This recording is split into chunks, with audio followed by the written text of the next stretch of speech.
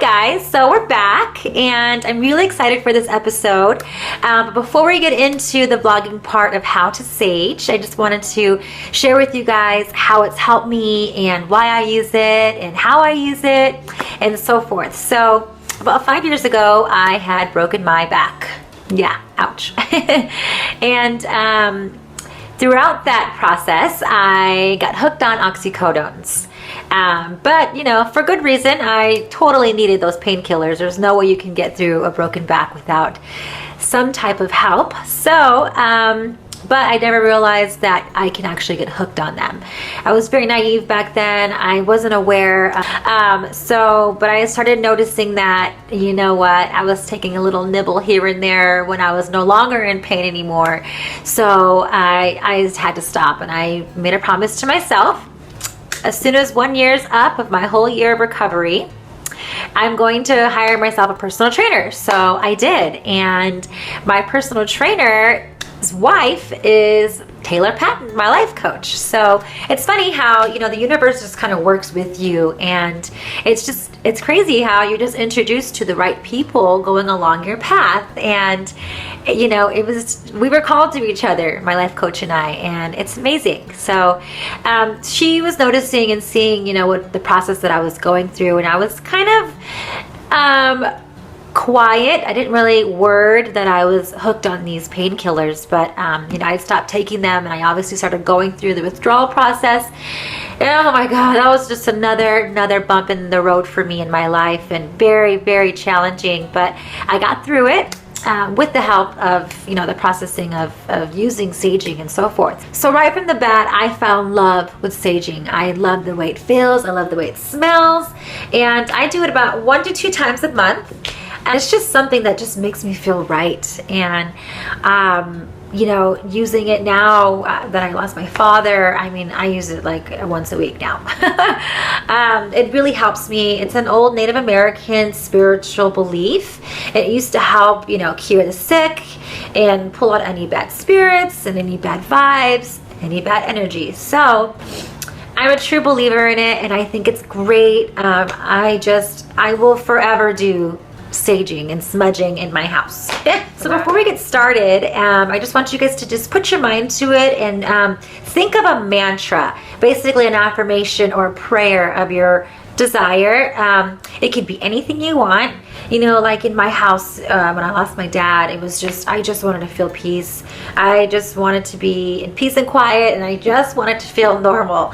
So, you know, my prayer was, you know, please God, please universe, you know, please whatever higher power you believe in, take away this anxiety, this depression, this weakness, this fear in me, you know, or this guilt, or whatever it may be, and release it back out into the universe, and only allowing good in.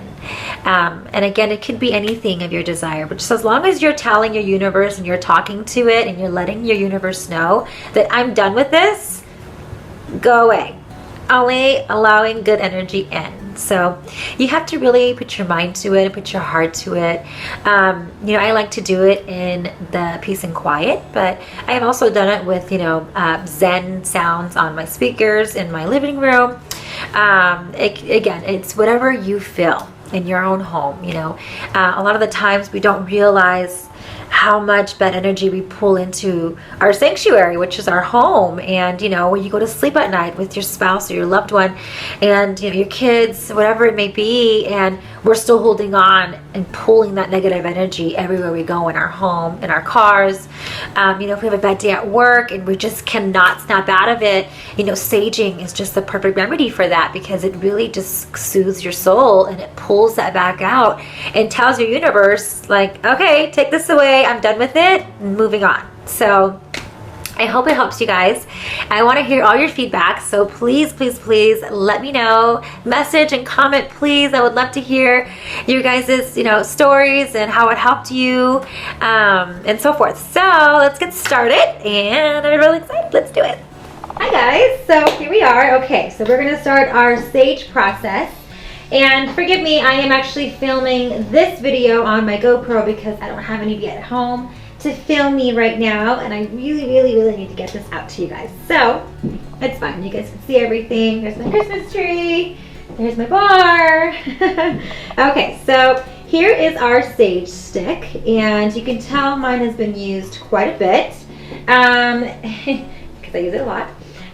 So basically, I just grabbed a cheap little bowl that I had in my cupboard, and I've used it, the same one, for 4 years. So basically, this is how we start, okay? So you're going to light the top of your sage stick, just enough to create enough smoke for the smudging.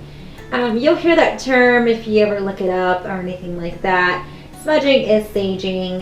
They just call it that type of word because it's more of a smudge than sage, the way it's done. So anyway, so as you can see, I'm making a nice little flame on the top, enough smoke to light up and create all of these smudging. It smells amazing, guys, and it's so powerful. So at this point, I have all of my windows open, and let me just open up a window. Uh-oh. It's locked. Okay, so at this point, you guys are going to open up at least one window per room. And, I have a lot of windows in my house, so I have to make sure I can open all of them. At least one to release the negative energy out of that particular room. And make sure to have your front door open. And if you have any basements or attics, make sure to have those doors open as well. I don't expect you to go in the basement or the attic. It's just going to try to pull out from whatever bad energy is sitting from in there, okay? So at this point now, we all have our mantra, right? And we have our prayer or affirmation, whatever we feel is best for us. Okay, so let's get started. So basically, how it's done is you walk around with your sage stick up high to the top of your ceilings, and they say that bad energy and bad spirits sit on the top corners. So we're going to do this throughout your whole house, okay? So I start with my prayer, and I say, please, universe, pull out any bad energy out of this room, any bad thoughts, any bad feelings, release it back out into the universe. So I'm pushing it out, right? And then I build sort of a shield around my window. It makes me feel better because it just kind of reassures me that this is my sanctuary and that I'm not allowing any bad energy into it. So I say my mantra, my prayer, or my affirmation, and then I build my shield, and I say I build this shield guarding and protecting our home of any negative thoughts, any negative vibes, and keeping all the good energy in. So you'll want to keep your windows open. I leave them open for about 10 to 15 minutes. So, we let the sage do its process and do its job. Make sure you even get your hallways and everything. So at this point, we have smudged our whole house, and we are starting to feel more peace and more action and feeling more strongly about our sanctuary in our home. And now we're going to release the full effect out through our front door, because this is where we pull in all of our negative energy. Anybody else, family, friends that come in, we are releasing it back out into the universe. We have a bad day at work, and you just feel like you brought it home, and everybody's starting to argue, your kids, your husband, your wife, your sister, your brother. Saging is just a good way to pull everybody out of that funk and just get everybody back into the right frequency of where you need to be. So in the first steps of saging yourself, you're going to start at the top of your head. Like for me, when I lost my dad, I couldn't sleep at night, so I started saging really strongly around myself, and I would say, please God, please universe, release this anxiety and stress, and please give me peace at night, give me peace of mind so I could rest my thoughts and my actions and my anxieties, and allow me to just take it out and leave it out and let my universe handle it for me, because I surrender. So, and basically how you do it is just you go ahead and you do it as if you're putting on lotion all over your body, everywhere. So your thighs, back of your legs, the back of your neck. So you work your way from the top to bottom.